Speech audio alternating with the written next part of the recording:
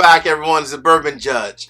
Hey, we're going to dive into some Kansas City whiskey today. I have 4 different distilleries that we're going to dive into. I'm going to try to keep it high level. But before I get started, you probably are wondering, Bourbon Judge, you have these samples. They're not all filled. What's going on? Actually, I did dive into these, but not on purpose. I started to record this episode last night, and then poof, power goes out. I'm in the middle of, I actually just poured this one here, but I was like, hell, whatever. I finished it in the dark, and then, so here we are, day 2, re-recording our Kansas City whiskey episode. All right, but I want to dive into this real quick. So I want to give a huge shout out to one of my patrons, David Cooper. So David is actually from the Kansas City area, and he was like, hey, Bourbon Judge. He actually came here on the East Coast. He was traveling for work and personal stuff, and we met up, and he was like, have you had Kansas City whiskey before? And I was like, you know, I've had Rieger's, which is this one here. He was like, oh, there's a lot more. And we started talking about it. He was like, you know what, I'm going to send you some samples. So huge shout out to you, David. I appreciate you. Thank you for sharing these samples with me. But my goal is really quickly just to kind of go through all 4 distilleries and keep it high level. In short, these are the small batch version for all 4 of these different distilleries, and all 4 of their small batches from an MSRP standpoint, they all are less than $35. So they're anywhere from like 30 to 35 bucks. So that's a good thing by itself also. Last thing I'll probably say before I get started, when you think about Kansas City, you probably have the famous best question that most people have, unless you live in that area. I hear about Kansas City, Kansas, and Kansas City, Missouri. Are they close? Are they far away? Or do they, you know, like, what's going on with that? They literally are, it's referred to locally as like one place. They call it just Kansas City, but in true essence, Kansas City, Kansas, and Kansas City, Missouri truly do, for the most part, kind of touch. The only thing that separates them is the river. I've been there before, and I went back and forth. People go back and forth. I mean, literally, it's like a 10-minute drive. You can go back and forth all day long from Kansas City, Kansas to Kansas City, Missouri. But they are truly 2 different places. So that's the last thing I will say. And they also, I will say, Kansas City, Missouri uses a completely different, let's call it, form of whiskey. I'll dive into that now. Let me go ahead and pour this one first. So this is Union Horse, which is their small batch. It's a 92 proof bourbon. Let me go ahead and just pour this real quick. So Union Horse is actually the only one of these 4 from a distillery standpoint that's actually located in Kansas City, Kansas.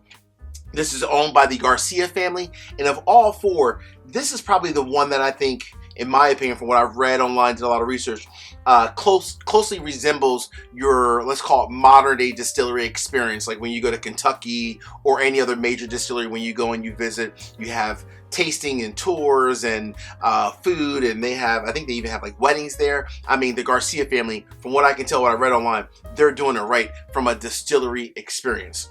But I will say I have seen Union Horse products even available near me on the East Coast. I've seen them in New Jersey and a couple other places, and you can also buy Union Horse bottles online. So they're much more of like a traditional, larger whiskey or bourbon, if you will, kind of a experience. So definitely much more of like a mainstream distillery, which is Union Horse. So, and I've heard a lot of really good things about it. But let me just dive into this one real quick from a nose.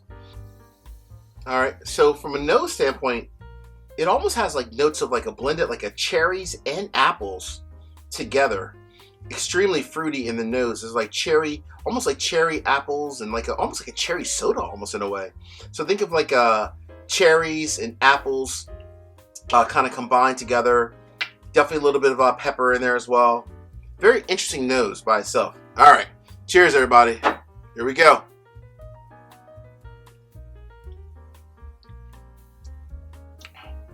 Okay, so for a $35 bottle, very nice, light, sweet, tons of cherry, tons of apples. That does come over from the nose to the palate as well. Let me go and cleanse my palate before we move on to the next one. All right, next we're moving over. All the other 3 are true Kansas City, Missouri whiskeys. And why whiskeys, Bourbon Judge, and not bourbon? So these other 3 are true whiskeys, because, and this is a company by the name of West Bottoms. So West Bottoms, from as far as I could tell, their products are primarily sold actually only in Kansas City, Missouri, or at least in that area as a whole, right? Primarily in the Kansas City, Missouri area. This small batch, the West Bottoms, comes in at 94 proof, and I'll fly a picture so you guys can see what the bottles look like as well. I've not seen this locally in the East Coast, so I'm assuming it's primarily in the Kansas City, Missouri area. One thing I'll say about this one, and actually all three of these, they use what we refer to as a rectification process. Bourbon Judge, what the hell does that mean? So Kansas City whiskey, kind of going back pre-prohibition, they use something called a rectification process. So what they do to actually make their whiskey, they take 50% bourbon, 50% rye, they blend it together, and then they add 15-year-old Oloroso sherry into it at the end to kind of make it a bit more well-rounded. The reason why that was done years ago is because, as we all know, it takes a long time for bourbon or for whiskey to age. So when it takes a long time for whiskey to age, if you take it out sooner, let's call it after 2 or 3 years, it's going to be a bit more harsh. So by adding in that 15-year-old sherry, what you're doing is you're making it a bit more well-rounded as a whole. But when you're doing that, of course, obviously it's no longer bourbon. And in this case, obviously, it's the Kansas City whiskey way. It's the rectification way. So we'll see how this one is. So this is, again, West Bottoms, coming in at 94 proof. Alrighty. Woo! That nose just starts kicking me. So the nose on this one reminds me a bit more of like a, almost more of like an Irish whiskey, maybe even like almost like a Scotch almost in a way. There's a little bit of like, it smells like there's like some peat in here, which I don't believe there is, because it's half bourbon, half rye, and then obviously they're adding in a little bit of sherry at the end there. But it has like notes of like almost like some peat, like very soft though. Very interesting. Almost like a vinegary kind of a smell too. Very different. All right. Cheers, everybody.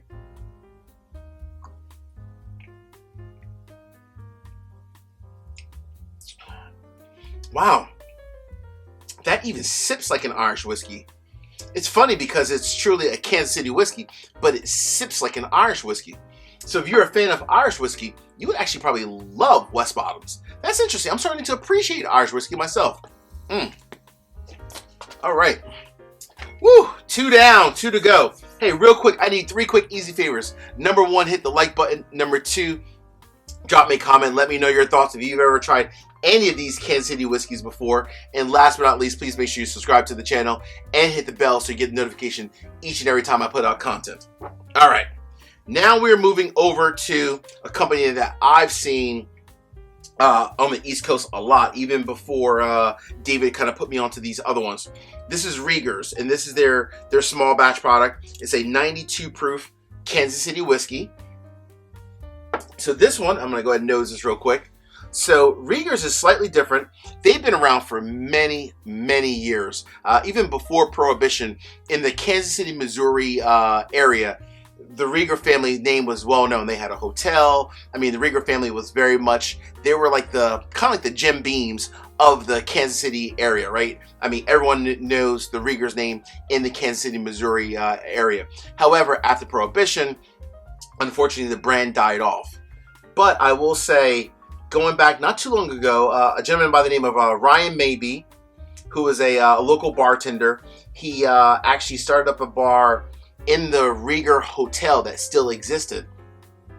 And then by, just coincidence, he ended up running into the third great grandson of the Rieger family. So he ended up running into contact with Andy Rieger, who was the third great grandson of the original founder.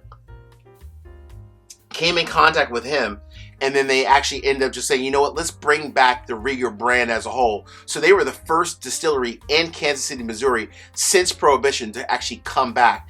And like the story goes, they actually ended up getting the help from the late Dave Pickerell. So as we all know, Dave Pickerell in the whiskey industry, you know, he was, you know, before he passed, he was such a foundational person, really toward helping whiskey brands, even like Woodinville to kind of, you know, start up, Whistle Pig, so many companies that he helped out. And this was another one that he actually helped out as well before he passed. So the late Dave Pickerell really helped these gentlemen bring back Kansas City whiskey. And but very similar to this last one, they also use a rectification process as well. Where they're using adding in 15-year-old sherry.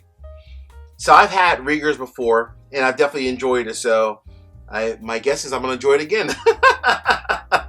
All right, everyone. Cheers, everybody.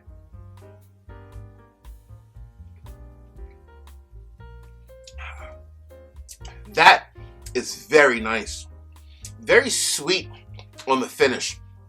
The nose is traditional, closer to bourbon, where it's like your caramel, brown sugar, a little bit of apples, but definitely a little bit more fruit in the nose with that sherry. And then the palate, exact same. A lot of fruit in the palate, a little bit of caramel, a little bit of apples, a little bit of vanilla. Very soft and sweet. The only thing that's a little bit different with this one compared to that one, well, completely different, because this one reminded me a little bit more of like Irish whiskey. But the main difference though with this one, what I could tell, is that it has almost like some notes of like some raspberries and almost like strawberries in it in the finish, which wasn't in the nose. The nose was definitely very fruity, but the palate in the finish had a lot more strawberries and raspberries. Actually very nice. I like that. At the end, I will rank these as well for my own personal opinion in terms of quality. All right. And the last one that we're going to look at, and again, this Riegers you can find, I've seen this on the East Coast, so I'm sure you can probably find it in multiple states across the U.S. as well. The last one is a company called Tom's Town. This is the small batch. This is their Pendergrass Royal Gold, a 90 proof Kansas City whiskey. So Kansas City, Missouri as well. Kansas City, Missouri, 90 proof whiskey. Again, from what I can tell, this one's only sold primarily, at least in that area. I've never seen it here on the East Coast myself personally, but we shall see. See how this is from the nose. So again, this is the Pendergrass Royal, the Gold Bourbon, 90 proof. This one's not finished in 15-year-old sherry. This one's actually finished in 11-year-old. This is interesting. Very nice. I'm sorry, 14-year-old ruby port cask. So same process, but rather than using sherry, they're using port, 14-year-old port. Very nice though, very nice on the nose. So I will say, interesting. This is kind of like a blend of almost, well, not that one, kind of like these two almost together. Nice and light and sweet, crisp in the nose, like tons of like apples, tons of honey, tons of vanilla, a little bit of caramel, but not a ton. Definitely some fruit in here as well, maybe some berries. All right. Cheers, everybody. Let's see how this one rock and rolls. Let's see how it is.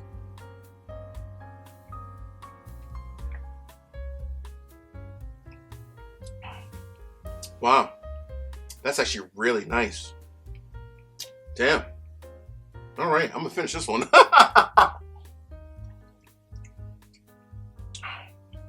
Wow. Okay. All right. So I'm going to go ahead. That was really good. I'm going to explain all these at the end. So, move the gavel aside.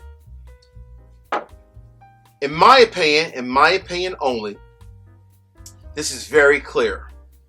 I'm going to go first, second, third, fourth. But actually, I'm going to go opposite. I'm going to go fourth first. For me, only because I'm starting to appreciate Irish whiskey. Even though this is truly a Kansas City whiskey, maybe it just wasn't as well-rounded as I would like it to be. But it was okay, but I didn't really love it. But it was okay. I'm going to go in fourth place as West Bottoms. So West Bottoms gets the fourth place nod.